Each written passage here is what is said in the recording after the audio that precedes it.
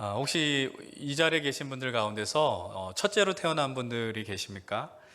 첫째이기 때문에 혹시 혜택을 많이 누리셨는지, 아니면은 첫째로 태어나셔서 오히려 좀 가정의 어떤 가사의 부담감, 짐을 갖고 사셨는지 모르겠습니다. 요즘은 거의 좀 이렇게 발견하기 어려운 이 장면이긴 한데, 예전에 보면은 집안의 장손 뭐 이런 이야기들 많이 하지 않았습니까? 이제 뭐 장손이라고 하면 이제 되게 가정의 큰 존재로 대접을 하죠. 그리고 그 안에 어떤 집안의 대소사 일들, 다 여러 일들을 감당해야 됐기 때문에 좀 장손에 해당되셨던 분들은 막중한 책임감을 갖고 또 삶을 사셨던 것을 우리는 기억을 합니다.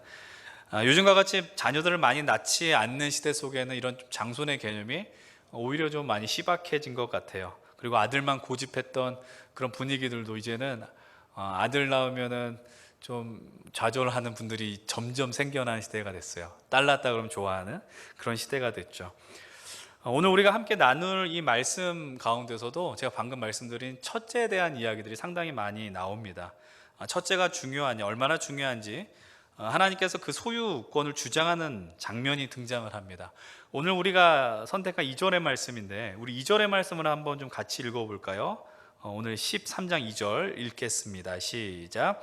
이스라엘 자손 중에서 사람이나 짐승을 막론하고 태에서 처음 난 모든 것은 다 거룩히 구별하여 내게 돌리라. 이는 내 것이니라 하시니라. 이스라엘 자손 중에서 짐승을 막론하고 태에서 처음으로 다 나온 것들은 누구의 것이다? 다 여호와의 것, 주님의 것이다 라고 이렇게 단호하게 하나님이 말씀을 하십니다. 사실 이 첫째에 대한 이미지가 이 출애굽기에서 오늘 본문에서만 등장하지 않죠. 그것은 바로 유월절 직전에 하나님이 내리셨던 10번째 재앙 가운데 이 장자와 관련된 이야기들이 나옵니다. 하나님께서 애굽에서 나온 모든 처음 난 것, 12장 29절은 이렇게 기록이 됐습니다. 밤중에 여호와께서 애굽 땅에서 모든 처음 난 것, 곧 왕위에 앉은 바로의 장자로부터 옥에 갇힌 사람의 장자까지와 가축이 처음 난 것을 다 치시매, 이렇게 기록이 되어 있습니다.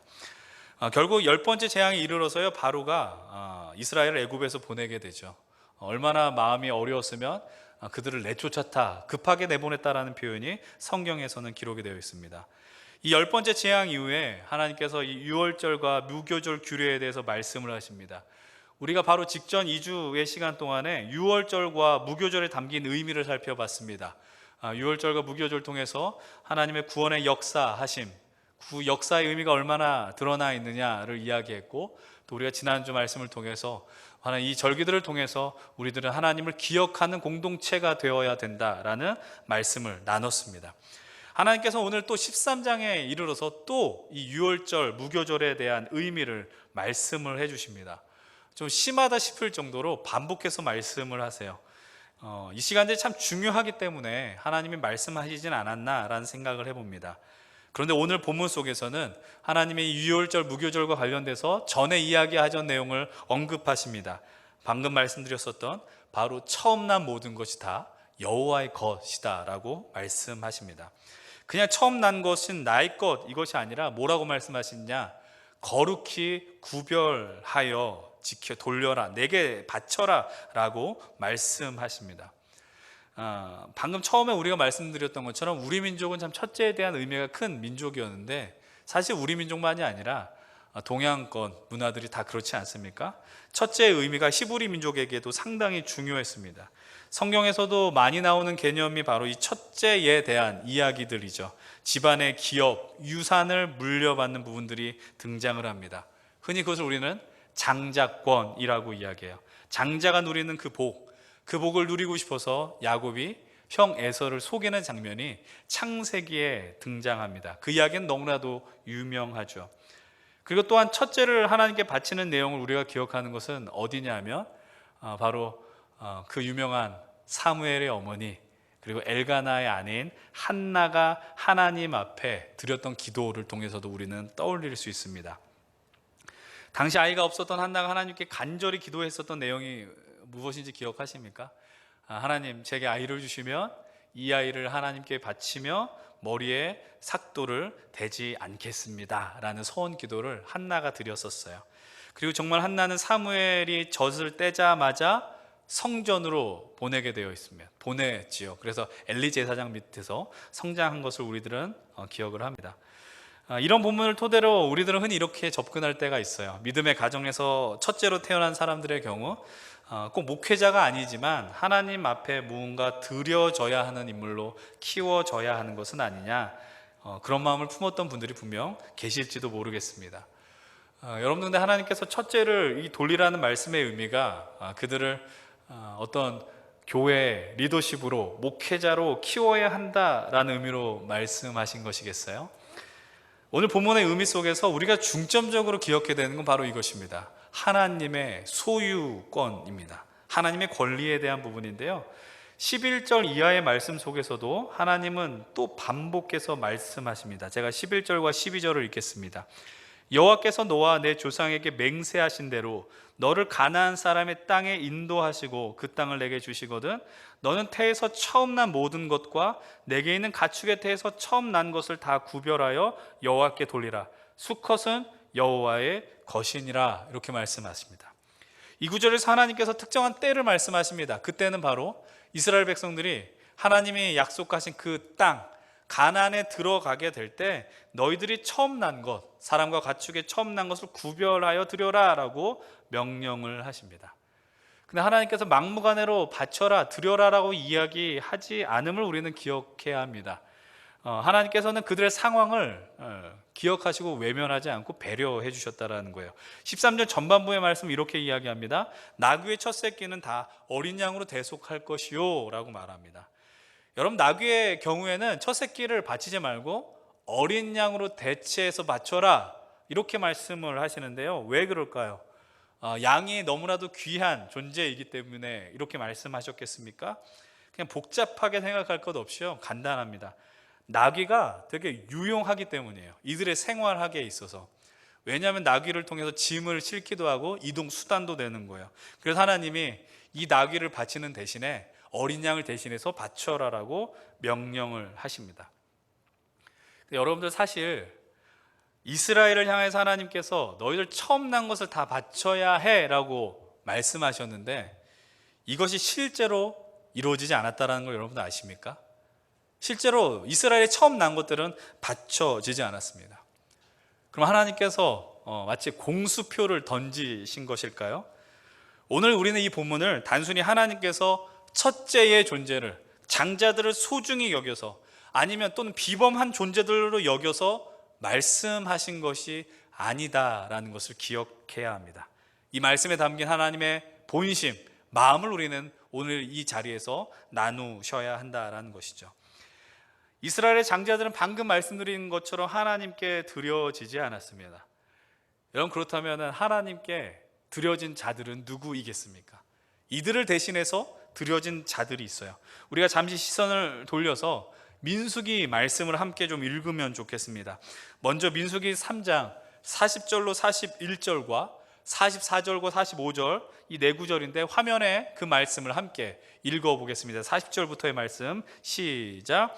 여호와께서 또 모세에게 이르시되 이스라엘 자손의 처음 태어난 남자를 1개월 이상으로 다 계수하여 그 명수를 기록하라. 나는 여호와라.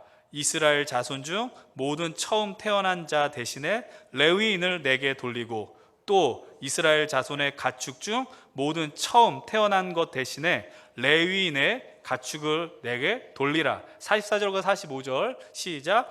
여호와께서 모세에게 말씀하여 이르시되 이스라엘 자손 중 모든 처음 태어난 자 대신에 레위인을 취하고 또 그들의 가축 대신에 레위인의 가축을 취하라.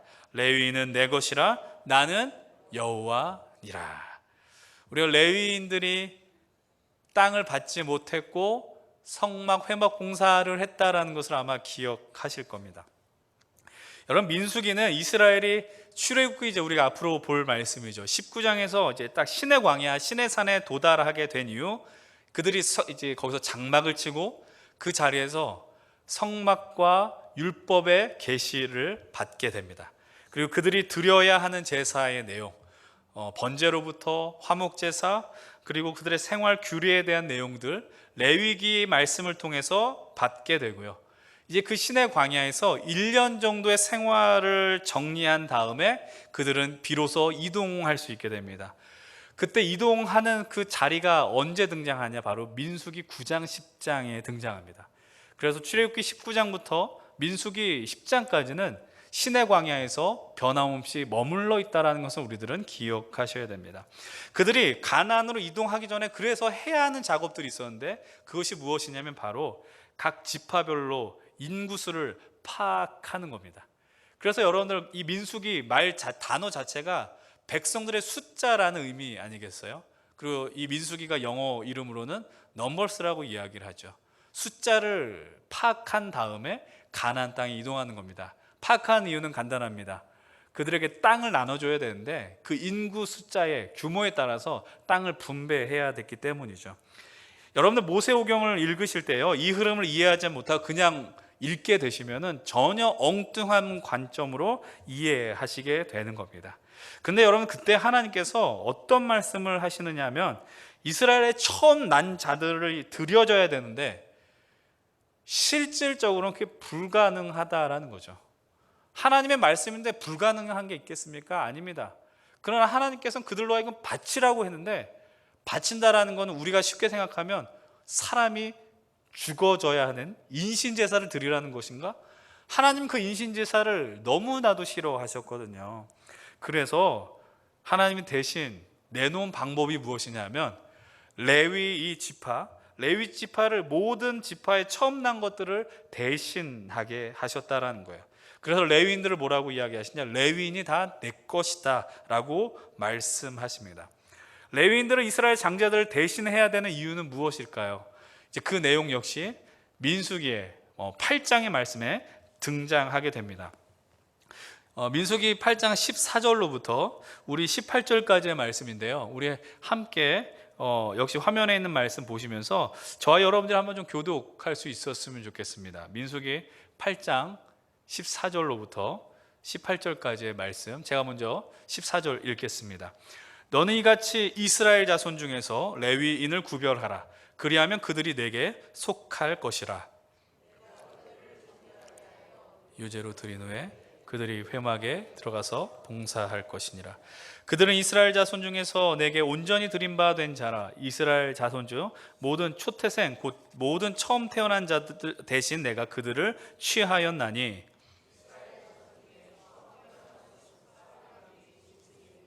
다 내게 속하였으면 내가 애굽 땅에서 모든 처음 태어난 자를 치던 날에 그들을 내게 구별. 18절 같이 보겠습니다. 이러므로 내가 이스라엘 자손 중 모든 처음 태어난 자 대신 레위인을 취하였느니라. 하나님께서 레위인을 취하신 이유가 무엇이냐? 대신 받으신 이유는 그들로 회막에서 봉사하게 하기 위함이라고 밝혀주십니다. 그리고 여기에서 처음 태어난 것이 왜 하나님께 속해졌느냐?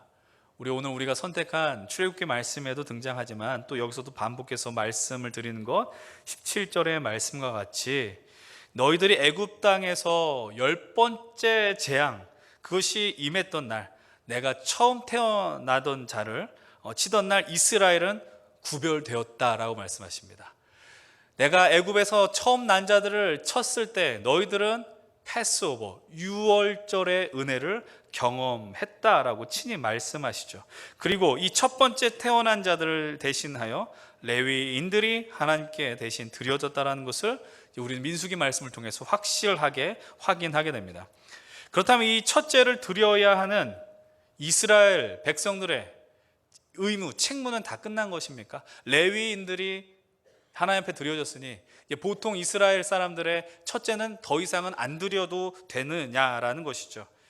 이것을 오늘 우리의 현실로 만약에 해석한다면 교회 안에 풀타임 전임 사역자들, 목회자들 또는 또 헌신된 이 항존직들이 존재하기 때문에 우리가 같이 보통 예배만 드리는 사람들, 그냥 직분자들은 예배만 잘 드리면 되느냐, 이런 식으로 해석해서는 안 된다라는 겁니다. 우선 우리가 이 처음 난 것에 대한 의미가 무엇인지를 아주 잘 기억해 내셔야 합니다. 우리가 요즘 요한계시록을 통해서 목사님이 자주 하시는 말씀이 바로 숫자와 관련된 말씀입니다. 바로 숫자 1은 하나님과 관련되었다라는 것이죠. 맞습니다. 성경에서 이 숫자 하나는 하나님과 관련된 것입니다. 그런 것 동시에 하나님과 연결되기 때문에 또 다른 의미를 내포하기도 하는데, 그것은 무엇이냐면 바로 대표성을 의미하기도 합니다. 그 하나를 통해서 전체가 하나에 포함된다라는 사실입니다. 그 대표적인 말씀을 우리가 함께 보기를 원하는데, 로마서 5장에 그것이 표현되어 있습니다. 로마서 5장 17절로부터 19절까지의 말씀 역시 함께 좀 보면 좋겠습니다. 로마서 5장 17절로 19절 함께 읽어봅니다. 시작. 한 사람의 범죄로 말미암아 사망이 그 한 사람을 통하여 왕노릇하였은즉 더욱 은혜와 의의 선물을 바치게 받은 자들은 한 분 예수 그리스도를 통하여 생명 안에서 왕노릇하리로다. 그런즉 한 범죄로 말미암은 사람이 정죄에 이른 것 같이 한 의로운 행위로 말미암아 많은 사람이 의롭다 하심을 받아 생명에 이르렀느니라. 한 사람이 순종하지 아니함으로 많은 사람이 죄인 된 것 같이 한 사람이 순종하심으로 많은 사람이 의인이 되리라. 여기서 한 사람과 관련된 두 대표적인 인물을 여러분 기억하실 겁니다. 한 사람으로 말미암아 죄가 들어왔습니다. 그 사람 누구를 의미합니까? 아담을 의미하죠. 이 사람으로 인하여 죽음을 많은 인류가 맛보게 됩니다. 그러나 또 다른 한 사람으로 말미암아 많은 이들은 의롭다 인정받게 됩니다. 이 사람은 당연히 누구십니까? 예수 그리스도입니다. 이런 것을 우리가 성경 속에서 대표성의 원리라고 이야기해요. 대표성의 원리. 한 사람 아담으로 인류가 타락된 세상 속에 살게 되었으나 한 사람의 죽음과 순종으로 많은 이들이 생명을 얻게 되었다. 그게 성경에서 말하는 의미입니다. 한 사람은 이제 더 이상 한 사람으로 끝나지 않는다라는 것을 오늘 우리는 말씀을 통해 확인하게 되는 것이죠. 그렇다면 이것을 다시 오늘 본문의 현실로 상황으로 돌아와서 하나님이 집안의 첫째가 하나님의 것이다, 그들을 거룩히 구별하여 하나님께 돌린다라는 이 말씀이 갖고 있는 중요한 메시지는 무엇일까요? 우리 집에서 첫째만 하나님의 소유라는 의미겠습니까? 그러면 자녀가 하나만 우리가 키운다면 내 자녀는 없고 다 하나님의 자녀인가? 이렇게 보라는 의미겠어요? 이렇게 해석하는 것이 아니라 첫째는 하나님의 것이다 말씀하시는 것은 바로 우리의 자녀가, 우리 모두가 다 하나님의 소유된 자라는 것을 선언하시는 말씀입니다. 여러분, 10번째 재앙 가운데서 하나님께서 이스라엘 백성들을 구원하시고 애굽의 첫째들을 치신 장면의 의미도 바로 이런 의미인 거예요. 그 집안에 바로의 첫째만 친다라는 의미가 아니고 어떤 의미겠습니까? 내가 이 애굽의 모든 것을 다 치며 애굽의 모든 신들을 내가 이겼다라는 승리의 선언이 첫째를 침으로 하나님이 드러내셨다라는 것이죠. 이 첫 번째 그리고 한 사람의 중요성에 대해서 더 노골화돼서 하나님이 우리에게 주시는 말씀이 있습니다. 그것은 바로 출애굽기 19장 말씀입니다. 출애굽기 19장 4절로 6절의 말씀인데요, 함께 또 역시 읽어봅니다. 19장 4절로부터 6절, 이건 함께 읽어보겠습니다. 시작. 내가 애굽 사람에게 어떻게 행하였음과 내가 어떻게 독수리 날개로 너희를 업어 내게로 인도하였음을 너희가 보았느니라. 세계가 다 내게 속하였나니 너희가 내 말을 잘 듣고 내 언약을 지키면 너희는 모든 민족 중에서 내 소유가 되겠고 너희가 내게 대하여 제사장 나라가 되며 거룩한 백성이 되리라. 너는 이 말을 이스라엘 자손에게 전할지니라. 이스라엘 백성이 출애굽한 지 이제 3개월이 되었을 때 그들이 시내 광야에 이르게 되고 거기서 장막을 치게 된다라고 말씀을 하셨습니다. 딱 시내 산에 머물면서 처음으로 주셨던 말씀이 방금 우리가 읽은 말씀입니다. 그때 하나님이 내가 너희들에게 어떻게 역사하였느냐, 어떤 놀라운 일을 행하였느냐 너희들이 보았다라고 하나님이 선언하십니다. 그런 가운데 하나님이 진정으로 하시려는 말씀은 5절과 6절을 통해서 나옵니다. 뭐라고 이야기하시느냐? 세계가 다 내게 속했다. 그리고 이스라엘이 하나님 말씀에 순종하며 살게 될 때 너희들은 모든 민족 중에서 내 소유가 될 것이다 라고 말씀하시는 거예요. 제가 5절의 말씀 다시 한번 읽어드립니다. 너희가 내게 대하여 제사장 나라가 되며 거룩한 백성이 되리라. 너희는 이 말을 이스라엘 자손에게 전할지니라. 제사장 나라가 되고 거룩한 백성이 된다라는 말씀, 여러분 이 말씀이 이스라엘 백성들이 가장 오해하고 오독한 말씀이라는 것을 여러분들 아시지 않습니까?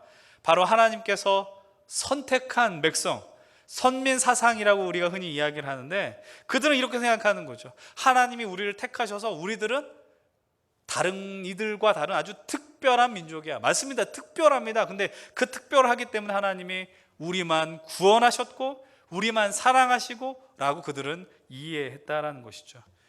여러분, 근데 그들은 그 자만에 빠져서 결국 다 망하게 됐습니다. 여러분, 이 말씀의 의미, 진짜 의미는 무엇이냐? 너희만 내 소유다, 이게 아니라는 거죠. 세계가 다 하나님께 속했다라고 하나님 분명히 선언하십니다. 내 소유인데 내가 너희로 내 소유를 삼으며 제사장 나라와 거룩한 나라로 삼는다, 백성을 삼는다라는 말의 의미는 쉽게 표현해 드리겠습니다. 너희가 제사장 나라이며 거룩한 백성이다라는 의미는 너희 세상에 나 하나님 나라 백성의 모델이야 라고 이야기하는 거야. 너희를 통해서 주변 나라들이, 온 세상이 나를 알게 해야 돼. 그 사명을 지금 부어주셨다라는 겁니다. 하나님께서 이스라엘 향해서 그렇게 말씀하시고, 이게 신약으로 넘어가면 어떻게 표현이 돼요? 베드로전서 2장 9절의 말씀, 너희는 택하신 족속이요 왕같은 제사장들이요 거룩한 나라요 그의 소유가 된 백성이니 이는 너희를 어두운 데서 불러내어 그의 기이한 빛에 들어가게 하신 이의 아름다운 덕을 선포하게 하려 하심이라. 하나님께서 이제 신약을 통해서 교회 공동체를 세우시고 이 성도들을 향해서, 믿는 자들을 향해서 이제 이 말씀을 허락해 주시지 않습니까? 그 말의 의미는 교회에 다니는 사람들만 내가 사랑하고 교회 다니는 너희들만 구원의 은혜를 누려, 이 말씀을 하려고 거룩한 백성이 되게 하시고 하나님의 왕같은 제사장 되게 하시며 소유가 되게 하셨느냐라는 것일까요? 그게 아니죠. 우리를 통해서 세상이 주님을 보게 해야 한다라는 것입니다. 사랑하는 여러분들, 제가 지금 이 이야기를 하려고요 돌고 돌아서 이제 오늘 지금 방금 이 자리까지 오게 된 겁니다. 우리가 여러 말씀을 살펴봤는데 오늘 제목과 같이 처음 난 것은 다 여호와의 것이니라, 이 말씀은 첫째와 관련된 말씀이 아니라 바로 오늘 우리의 정체성과 신분과 관련된 말씀이라는 거예요. 첫째만 하나님께 속한 것이 아니라, 하나님의 것이 아니라 우리들이 다 하나님께 속해 있으며 우리들은 다 하나님의 소유이다라는 것을 이 첫째를 통해서 하나님은 드러내신 겁니다. 이 메시지, 처음 난 것에 대한 하나님의 마음을 우리는 이제 읽어내야 되는데, 처음 난 것을 드림으로 너희들은 다 내 것이야 라고 이야기하는 거, 이것을 통해서 너희들은 다 나의 소유물들이야 라고 하나님은 소유권을 주장하신다라는 것이죠. 여러분들, 이것과 연결지어서 우리가 생각할 수 있는 것이 있습니다. 아까 이제 처음 말씀드렸던 이 10번째 재앙의 메시지도 마찬가지고요. 우리가 오늘 일요일을 우리는 일요일이라고 부르지 않습니다. 뭐라고 부르죠? 주일이라고 부릅니다. 여러분, 우리는 우리가 받게 된 소득의 10분의 1을 구별하여 11조를 드립니다. 여러분들, 그럼 먼저 주일을 한번 생각해 보십시오. 일주일의 하루를 우리가 온전하게 주의 날로 지키는 이유가 무엇일까요? 우리가 예배하는 이유는 이날을 통하여 하나님의 은혜와 구속의 역사를 기억하기 위해서 지킨다, 구별하여 지킨다로 지난주 말씀을 드렸습니다. 그러나 그것과 더불어 우리는 이 주일을 통해서 우리의 믿음을 고백하는 것이죠. 그것은 바로 이 하루를 통하여 우리에게 주어진 그 시간들이 다 하나님의 것입니다를 고백하게 되는 겁니다. 하나님의 시간이니 내게 있는 시간, 일주일에 오전 9시부터 10시까지, 10시부터 11시 1시간만 내가 예배하며 하나님 앞에 드리는 것이 아니라 이 시간을 드림으로 내 나머지 시간도 다 주의 것이니 주의 뜻대로 이 시간을 귀하게 쓰겠습니다라는 우리의 믿음의 고백이며 선언이 되어야 되는 것입니다. 여러분, 그럼 마찬가지로 11조도 마찬가지죠. 11조도 믿음의 고백입니다. 여러분들, 10분의 1을 하나를 드리면 10분의 1은 주님의 것이며 10분의 9는 나의 것이니 21조를 드렸을 때 마음 편히 10분의 9를 사용할 수 있겠구나, 그것으로 우리가 11조를 드리고 있지는 않습니까? 여러분, 그런데 11조 역시도 10분의 1을 드림으로, 이 하나를 드림으로 나머지 9 역시 다 주의 것입니다를 고백하는 표현, 신앙 고백이 바로 11조라는 사실입니다. 우리의 시간과 물질이 다 누구에게 속해 있느냐? 이 주의를 지키며 또 11조를 드림으로 하나님께 있다라는 것을 우리는 고백하는 거예요. 너무나 자명한 진리입니다. 우리가 주님께 속해 있다면, 하나님의 것들이라면 어떻게 살아야 되느냐? 소유한 이의 마음에 따라 살아야 합니다. 하나님께서 이 첫째를 드리는 걸 통하여 너희 삶은 내게 속해 있으며 너희 마음대로 하고 싶은 대로 살아가는 것이 아니라 너희들은 나의 마음을 이해하고 나의 마음을 알아서 주어진 시간을 살아야 되며 주어진 물질을 사용해야 되며 내게 너에게 허락한 은사와 힘을 사용해야 한다라는, 우리를 만드신 목적을 끊임없이 상기시켜 주시는 겁니다. 그래서 하나님께서 진실로 우리에게 원하시는 것은 너희들이 무엇을 소유하였느냐, 이것에 관심이 있는 게 아니라는 거예요.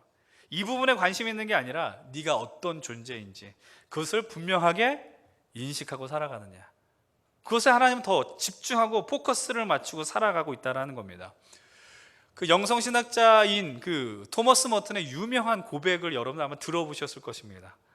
나무는 나무로 존재함으로 하나님께 영광을 돌리며 나무는 나무다워질수록 하나님을 닮는다라고 이야기해요. 어떤 의미인지 아시겠습니까?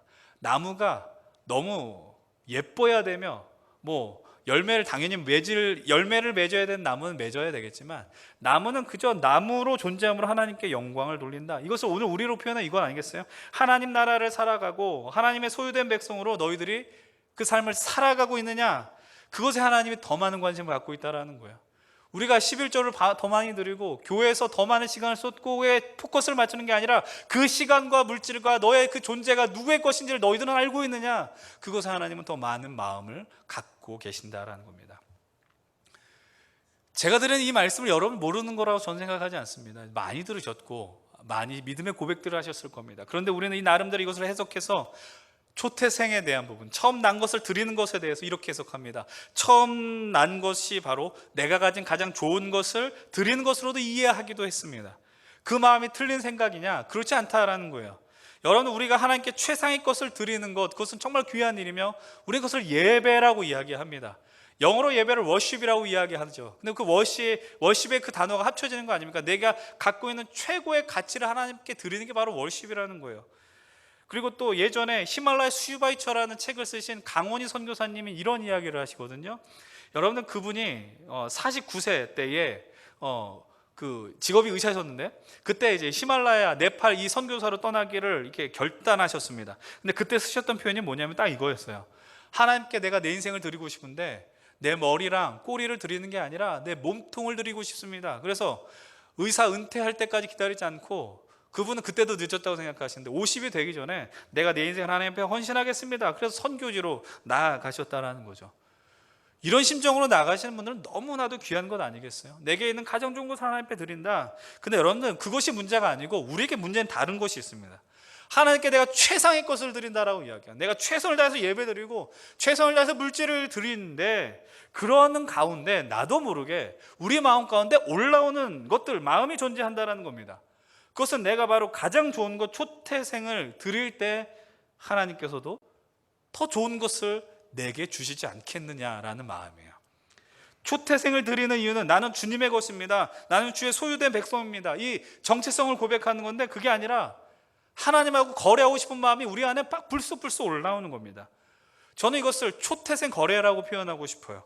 내가 하나님께 제일 좋은 것을 드리면 하나님도 내게 좋은 것을 베풀어 주실 것이다. 내가 이렇게 바쁘고 힘든 상황 속에서도 주일 예배를 드리고 3부 예배를 드리고 있는데 하나님이 채워주시는 복이 있겠지.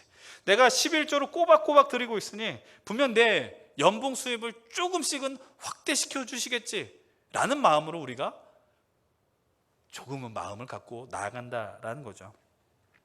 이 믿음의 길을 걸어가면서 우리가 누가 가르쳐 주지도 않았거든요. 근데 나도 모르게, 우리들도 모르게 이런 마음들이 막 스며들면서 나올 때가, 일어날 때가 있다는 겁니다. 우리가 주일을 온전하게 드림으로, 온전한 11조를 드림으로 내가 최선의 것을 하나님 앞에 드릴 때에 임하는 복은 분명 존재합니다. 은혜와 복은 분명 존재하는데, 문제는 뭐냐면 내가 생각하는 은혜, 복과 하나님이 허락하신 복은 좀 거리가 있는 것처럼 느껴진다는 거죠. 여러분, 이 믿음의 행위를 통해서 우리는 다시 한번 우리가 하나님의 소유된 백성의 정체성을 분명하게 인식하는 거예요. 하나님이 어떤 마음이신지. 그래서 우리가 주님 앞에 드리면 드릴수록 하나님 알기를 더 원하게 되며 또 주님과 더 친밀해지기를 원하는 거죠. 주님과 동행하는 복이 그때 더 우리에게 충만하게 누려지게 됩니다. 근데 그것을 만약에 인식하지 못하면, 우리가 이렇게 예배 자리에 나오고 내가 하나님 앞에 매주 이 시간들을 지키는데 내가 주님과 동행하는 그 기쁨을 누리지 못한다면 우리는 엉뚱한 마음으로, 생각으로 자꾸 갈 수밖에 없다라는 것이죠. 여러분, 우리는 존재론적인 복이 아니라 소유론적인 복에 더 집중하면서 이 믿음의 행위가 쓸모없는 것 아니냐라는 판단을 할 수도 있다라는 겁니다. 그런 시시한 생각들을 하게 된다라는 거죠. 우리가 주일을 구별하여 드리고 우리의 소유 10분의 1을 구별하여 드리며 최선의 것을 드리는 그 모든 이유는 쟁취하기 위함이 아니라 우리가 누리는 모든 것이 다 하나님의 것임을 깊게 인식하고 있기 때문에 나오는 행동이라는 것을 절대로 잊어서는 안 될 것입니다. 오늘 이 처음 난 것들은 다 여호와의 것이니라 라는 말씀을 통해서 우리가 어떤 존재인지, 어떤 삶을 살아야 되는지 그 방향을 회복하고 마음을 회복하는 그런 생각할 수 있는 시간들이 되길 간절히 바랍니다. 하나님께서 출애굽하는 이스라엘 백성들을 향하여서 강조하려는 건 이것이었죠.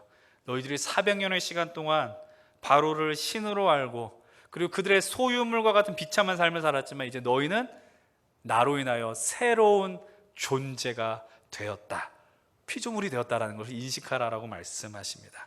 이것이 하나님의 준엄한 명령입니다.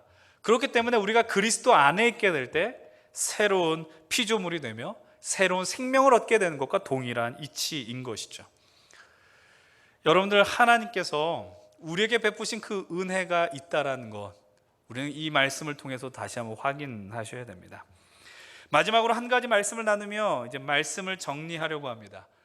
여러분, 마태, 마가, 누가복음, 이 공관복음에 다 등장하는 이야기인데 바로 예수님을 음해하려는 세력들이 예수님에게 질문을 던지는 거예요. 어떤 문제냐? 바로 세금 바치는 문제입니다. 가이사에게 세금을 바치는 것이 옳습니까? 라고 주님 앞에 질문을 던집니다. 근데 이것이 왜 곤란한, 공격하는 질문이냐? 로마에게 세금 내는 일이 옳다라고 하면 왜 민족이 힘겨워지는 일을 선택하느냐? 왜 로마 황제의 뜻을 따르냐라고 비난할 것이고, 반대로 그러면은 가이사에게 세금을 바치지 말아라고 한다면 왜 로마 법을 따르지 않느냐라고 사람들은 공격할 것이기 때문입니다. 여러분, 근데 예수님이 그때 어떤 행동과 어떤 말씀을 하신지 여러분 기억하십니까? 사람들로 하여금 데나리온 하나를 가져오라고 하시면서 말씀하십니다. 이 동전 안에 어떤 것이 담겨 있느냐? 사람들이 이렇게 대답합니다. 가이사의 얼굴과 가이사의 글이 있습니다 라고 대답합니다. 그 동전 안에는 로마 황제의 초상화와 로마 황제는 신이다 라는 문구가 동전 안에 새겨져 있었다라는 것이죠. 그때 예수님이 던지신 유명한 말씀을 우리는 기억합니다. 그렇다면 가이사의 것은 가이사에게 바치고 하나님의 것은 하나님께 바쳐라 라는 거예요. 그 말씀으로 상황을 정리하시죠. 여기서 가이사의 것은 가이사에게 바치고 하나님의 것은 하나님께 바쳐라. 너희들이 나라에 행해야 될 의무를 다해야 된다. 세금을 바칠 것은 바쳐야 된다. 그리고 하나님께 드려야 될 건 하나님께 드려라. 우리는 그렇게 평소에 해석을 했습니다. 틀린 말은 아니나, 그러나 하나님, 주님께서 이 말씀을 통해 더 우리에게 하시려는 말씀은 가이사에게 바쳐라, 이것의 방점이 아니라 너희는 누구의 형상을 갖고 있느냐, 이것에 더 큰 의미를 갖고 계시다라는 거예요. 가이사가 새겨진 동전, 가이사의 형상이 담긴 동전은 가이사한테 줘라라는 거예요. 근데 하나님의 것을 하나님께 바쳐라. 이 안에 담겨진 질문은 뭐냐면 너희들은 누구의 형상이냐라는 질문을 하시는 거예요. 여러분은 누구의 형상을 갖고 계십니까? 주의 형상을 품고 있는 자들이에요. 그래서 예수님이 이렇게 말씀하시는 거예요. 하나님의 것은 하나님께 바쳐라. 너희들은 하나님의 형상을 닮은 자이며 하나님의 소유된 이들이니 하나님께 너희 삶을 드려야 한다라고 말씀을 하는 겁니다. 오늘 이 말씀은 우리에게도 동일합니다. 오늘 우리는 누구의 형상을 갖고 있습니까? 하나님의 형상입니다. 우리는 하나님의 소유된 백성이고, 그래서 땅의 거룩한 나라로 살아가야 하며, 그리고 그렇게 살아갈 수 있는 것입니다. 우리 교회의 이름은 포이에마 예수 교회입니다. 포이에마의 뜻은 작품이라는 뜻이죠. 그 사실을 우리들이 놓치지 않는다면 오늘 우리는 우리가 어떤 삶을 살아야 할지 고민하게 되시겠지만, 그러나 그 방향은 잃지 않으실 것입니다. 그리고 이 믿음의 길을 한 걸음 한 걸음 나아가게 될 것입니다. 이곳에 함께 예배하는 우리 한 사람 한 사람들이 포이에마 예수교회가 처음 난 자들이라는 사실을 여러분들 기억하십시오. 우리들이 주님의 것임을 기억하며 살아가십시다. 그래서 우리로 세상이 주님을 볼 수 있도록 하시고, 우리로 인하여 우리 교회가 더 든든히 세워지는 영광들을 소망하고 경험하십시다. 우리 모두가 이 영광스러운 존재로서 이 영광스러운 길을 담대히 걸어가시길 간절히 축원을 드립니다.